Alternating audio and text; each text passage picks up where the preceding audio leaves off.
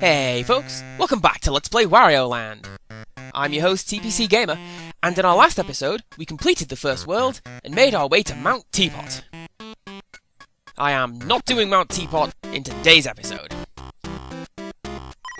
Instead, I choose to return to Rice Beach and ask you, do you notice anything different about our world map today? Yes, no, maybe. How about now? That's right, the tide has come in, which has actually changed the layout and mechanics of a couple of the levels. I mean, it's a really neat little touch, but a little unintuitive, I think. I mean, there's nothing in-game to say, Rice Beach has changed, go and check it out. You just have to explore and work it out on your own. Biggest change, you can't charge or crawl when you're underwater.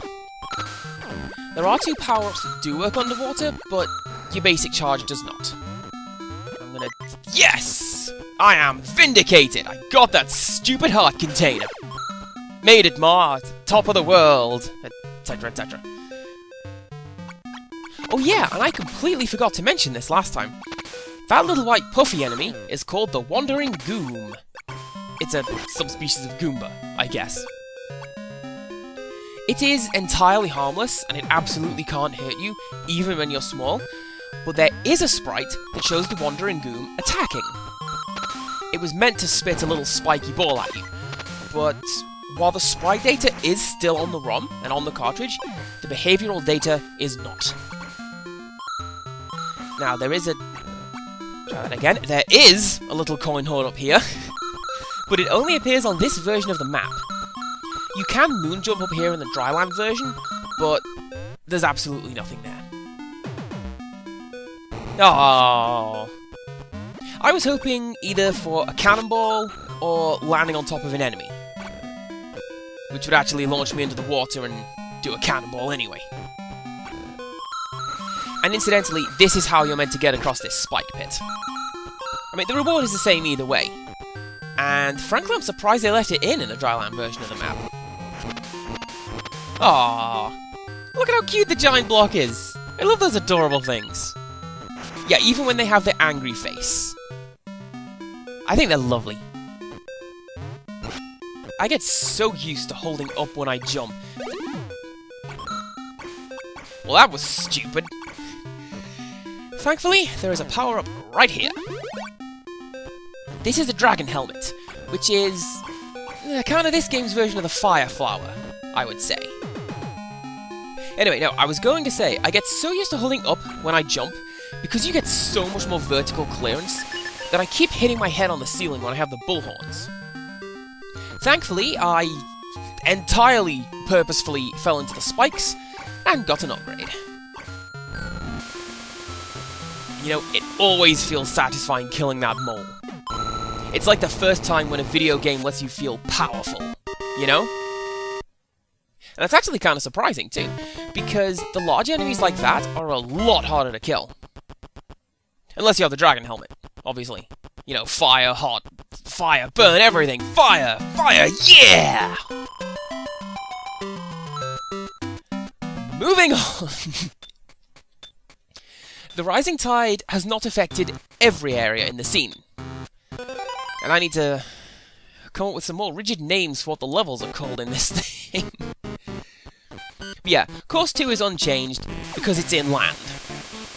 However, you can't start select out of a stage, for reasons we'll see later on. You have to leave via the door at the start. It's a nice little touch, I think. Now, I mentioned last time, Course 3 has a secret exit that you couldn't access. Now the tide has come in, you absolutely can. You could do it before, but now you can do it without cheating. And you can also access this mystery door.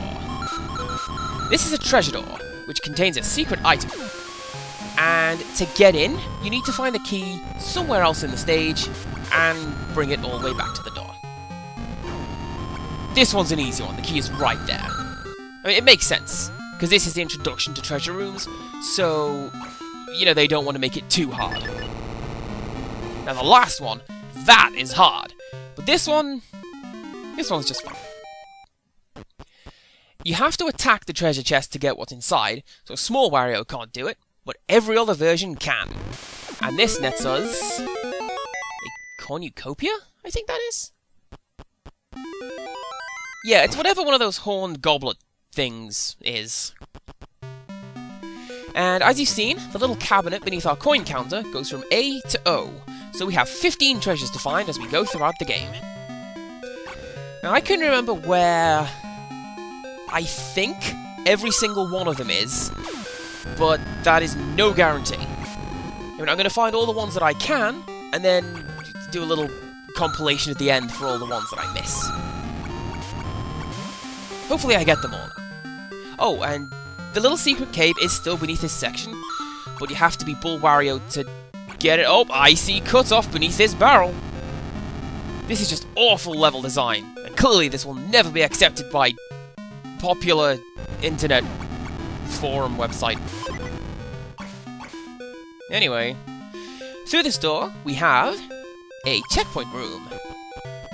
An interesting point of note, the water in the background is always there, but you can only swim in it when the tide has come in. I mean, otherwise it's just scenery.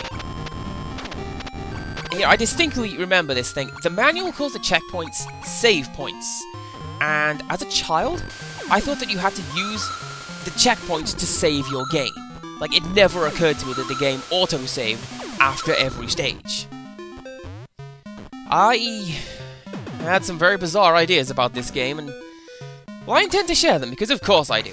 There's nothing interesting down here. It's just a spike pit that is surprisingly easy to escape from. Now they let you just swim out of there. Now there's a secret exit in this room, and as I say, you can only reach it when the room is flooded, or by cheating. You can't summon a coin when you're underwater, so you have to come up here to do it. But the screen keeps on scrolling right, so you feel like exploring, and here's your secret exit. If you do cheat over the wall, there's a little sand plume here that you will never see if you play the game legitimately. I mean, it's like they designed the game to take into account people exploring and trying to do things that they shouldn't. I mean, this whole game is very cleverly designed, and I think we'll touch on that a little bit more when we get to the next world. Which sounds a lot like I'm going to get transcendental or something, but don't worry, I'm not going anywhere. Thus far, I seem to be immortal, so let's hope that keeps up. Especially because this course is great. It's basically this game's version of Top Secret Zone from Super Mario World. You know, have some power-ups and +1 to your level total. You see that flickering in the sand?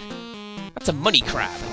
And if you pound the ground, and you can catch it before it runs off, you get yourself 11 coins. Oh, did I just scare that one off? I think I did. I forget whether these guys respawn. Oh, they do! Awesome! Take that, you sideways jerk! Man, this level reminds me of when I was living in the South. Partially because I got this game when I was living in the South, but mostly because we used to go crab fishing at the weekend and just whip them out the sea like it was nothing. And then we throw them back in, because freaking crabs! Crabs are disgusting. And yes, that's the entirety of this stage. Have 90 coins, 60 hearts, and a bull power-up. Enjoy! Now this is a good stage if you want to get the best ending, because it's really quick and very productive. Although, I mean, I say the best ending, this game has one ending with, I think, 6 different variants? Doesn't matter, got money, that is the entire point of the game. It's a fine lesson for children of all ages. Anyway, that's it for the secrets on Rice Beach, so now let's actually push on. Join us next time when I begin to explore Mount Teapot. And until next time, goodbye!